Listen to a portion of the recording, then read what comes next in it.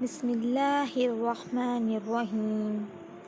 زندگی کیا ہے اور زندگی کس کی امانت ہے؟ آج ہر مسلمان سب سے بڑے دھوکے میں ہے کہ وہ سمجھتا ہے اس کا جان، مال، یہ ساری کی ساری چیزیں وقت اس کی ملکیت ہے، حالانکہ ایسا نہیں ہے۔ اس کا جان اور مال اور وقت اللہ کی دی ہوئی امانت ہے۔ اگر اللہ نہ بناتے تو ہم وجود میں آتے ہی نہیں ہیں۔ سر سے لے کے پیر تک ہر ایک چیز اللہ کی دی ہوئی امانت ہے۔ آج ہر مسلمان اس کو اپنی جاگیر سمجھ کے استعمال کر رہا ہے، حالانکہ یہ اللہ کے فیصلے کے خلاف ہے۔ یہ ساری چیز میرے پیاری بہنوں، بھائیوں، عزیزوں، یہ ساری کی ساری چیز اللہ کی دی ہوئی امانت ہے۔ اسے ہمیں اللہ کے حکم پر، آپ صلی اللہ علیہ وسلم کے طریقوں پر ہی استعمال کرنا ہے۔ پھر اللہ رب العزت قرآن میں کیا فرما رہا ہے سنیں۔ سورہ توبہ کی آیت نمبر 111۔ ان اللہ اشتری من المؤمنین انفسهم واموالهم بان لهم الجنہ۔ کا ترجمہ یہی ہے کہ اللہ خود فرما رہا ہے، میں نے آپ کے جان اور مال کو جنت کے بدلے خرید لیا ہے۔ صحابہ اور صحابیات نے جب دیکھا گیا کہ سب سے زیادہ اپنا جان اور مال اور وقت کہاں لگایا ہے تو پتہ چلا کلمے کو بلند کرنے کے لیے لگایا گیا ہے۔ آج ہر مسلمان اپنا جان، مال، وقت کہاں لگا رہا ہے، یہ ہم سب جانتے ہیں۔ کیا ہم صحیح راستے پہ چل رہے ہیں؟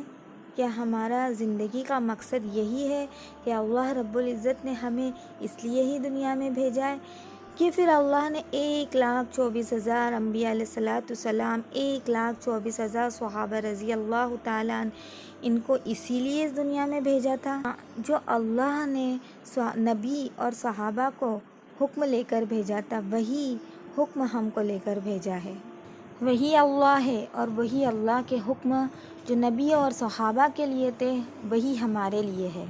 تو میرے عزیزوں، اس دھوکے سے ہم کو نکلنا ہے، ہمارا جان اور مال صحیح جگہ استعمال کرنا ہے۔ دیکھو، اللہ کا ایک قانون ہے، دنیا میں اللہ چھیڑتے نہیں اور آخرت میں اللہ چھوڑتے بھی نہیں۔ پھر یہ حدیث میں اللہ کیا فرما رہے ہیں سنیں۔ حدیث پاک کا مفہوم ہے، قیامت میں آدمی کے قدم اس وقت تک اپنی جگہ سے نہیں ہٹ سکتے جب تک 4 سوال کا جواب نہ دیا جائے۔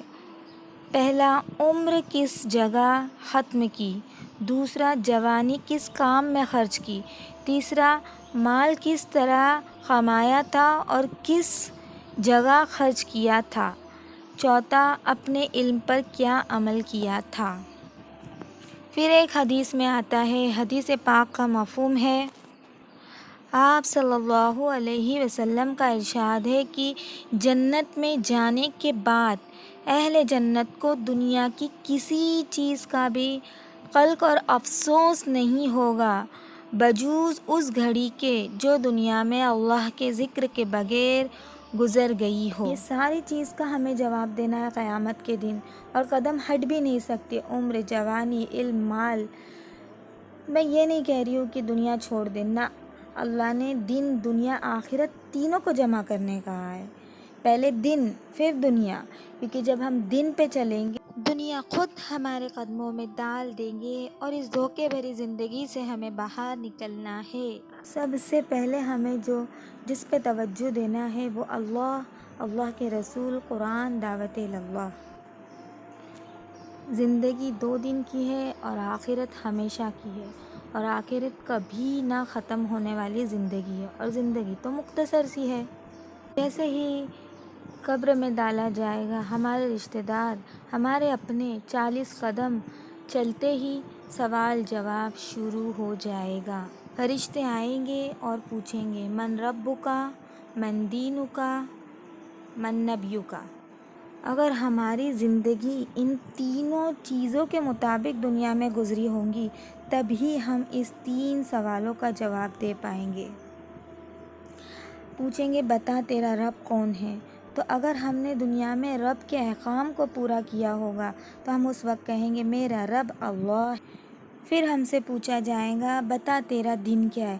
اگر ہماری زندگی دن کے مطابق گزری ہوگی، جو آج لوگ کہتے ہیں دیندار بن جاؤ دیندار بن جاؤ، تو اس وقت ہم کہیں گے میرا دن اسلام ہے۔ پھر کہا جائے گا بتا تیرے نبی کون ہے۔ اگر ہماری زندگی دنیا میں ہمارے نبی کے طریقوں پر، سنت طریقوں پر اگر ہم گزارتے ہوگے تو اس وقت کہیں گے میرے نبی آپ صلی اللہ علیہ وسلم ہے۔ اور ہم نے قبروں میں 3 سوال کا جواب دے دیے تو ہم انشاءاللہ قبر کی گھاٹی پار کر لیں گے۔ قبر کے سفر سے تو ہماری آخرت شروع ہوگی، اور قبر کا سفر ہی سب سے زیادہ خطرناک ہے۔ جس نے اسے پار کر لیا وہ کامیاب ہو گیا۔ اور جن لوگوں نے اپنی زندگی ان کے مطابق نہیں گزاری، پھر وہ بڑا ہی افسوس کریں گے اور اللہ سے کہیں گے اے اللہ میں نے جان لیا مان لیا، ایک موقع دے دیجئے، دنیا میں جا کے بہت اچھے اچھے کام کریں گے۔ ایسا افسوس ہوگا کہ ناخن چباتے چباتے انگلیاں تک چبا دیں گے، پھر انگلیاں چباتے چباتے کونیاں تک چبا دیں گے، خون کے آنسو روئیں گے، پیپ کے آنسو روئیں گے، لیکن اس وقت ہمیں کوئی مہلت نہیں دی جائیں گی۔ اللہ کہیں گے بند کر تیری بکواس، دنیا میں کوئی تجھے کہنے سمجھانے والا آیا تھا؟ اور اللہ کہیں گے کہ ڈال دو اسے جہنم میں۔ اللہ اپنا فرمان سنا دیں گے۔ اس لیے میرے پیارے بھائیوں بہنوں عزیزوں، ہمیں اپنے وقت، جان، مال، وقت ساری چیز کی قدر کرنا چاہیے۔ جان اللہ کی عبادت میں خرچ کرنا ہے، مال اللہ کے راستے میں صحیح جگہ پہ، وقت اللہ کے لیے۔ دیکھو یہ وقت بہت ہی قیمتی چیز ہے، ایک بار چلا گیا دوبارہ نہیں آتا۔ جس نے وقت کی قدر کی وہی وقت کا بادشاہ ہے۔ Time is very special, precious, valuable. Don't waste time on useless things or on useless activity. اللہ نے دنیا میں رہنے سے منع نہیں کیا ہے، پہنو اوڑھو پڑھو لکھو، لیکن سب سے پہلے اللہ کے رسول، قرآن، دعوت، اس کے بعد ساری چیزیں۔ کہنے کے لیے تو قرآن حدیث سے بہت کچھ بتانے کے لیے، لیکن یہ کچھ مختصر سی باتیں ہیں۔ اللہ ہم سب کو اس پہ جمنے کی توفیق عطا فرمائے اور اس پہ استقامت دے، عافیت والی، کہنے سننے سے زیادہ اللہ عمل کی توفیق عطا فرمائے۔ جزاک اللہ خیر۔